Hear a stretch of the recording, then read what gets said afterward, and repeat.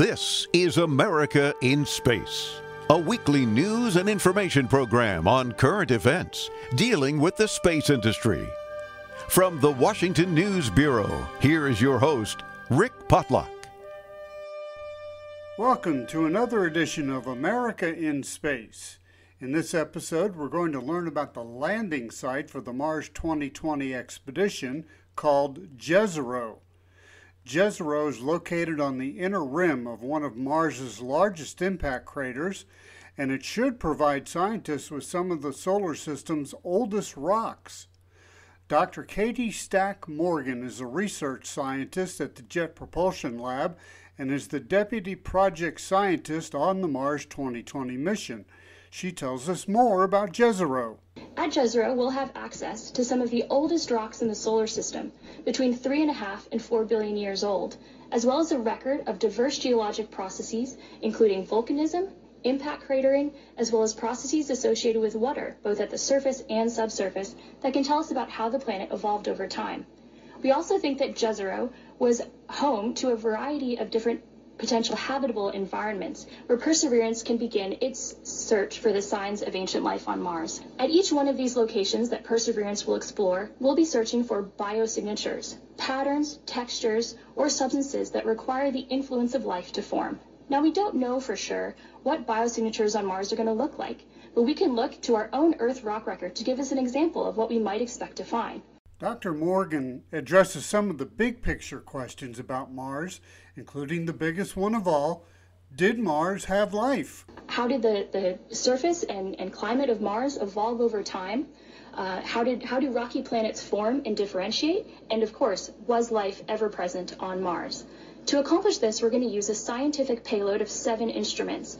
Some of those instruments, like the Sherlock and Pixel instruments on the end of the rover's arm, which provide those mapping capabilities, as well as RIMFAX in the body of the rover that uses radar to study the subsurface of Mars, are brand new. We've never sent them to Mars before. Other instruments, like the SuperCam instrument and MassCam-Z up on the mast of the rover, are updated versions of instruments that we flew on Curiosity. And what about human exploration of Mars?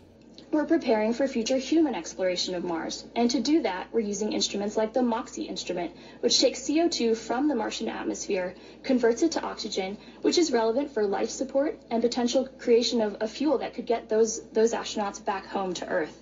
We also have the META instrument, which is our weather package that measures pressure, temperature, and humidity, which are pieces of information that astronauts would want to know if they wanted to work and live safely on Mars.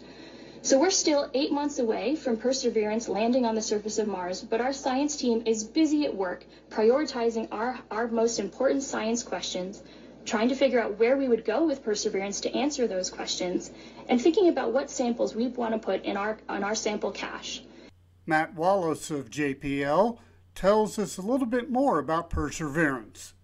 Katie talked about some of these enhanced instrumentation, which we're taking with us, and technology experiments. I'll mention a couple of the engineering systems. Starting with the wheels at the bottom of the vehicle. There's 6 wheels, and they've been ruggedized so that they're more capable of dealing with the surface of Mars and pretty much anything that Jezero crater can throw at us. Also, we have a new powerful computer.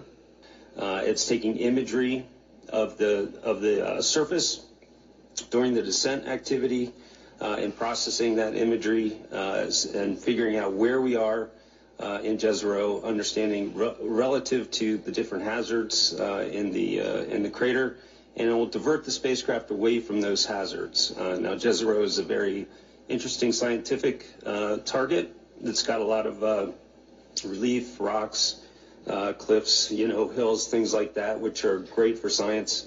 But they are also challenging for landing a spacecraft on Mars. And so this new system will keep us safe in going to this exciting new science target, Jezero crater.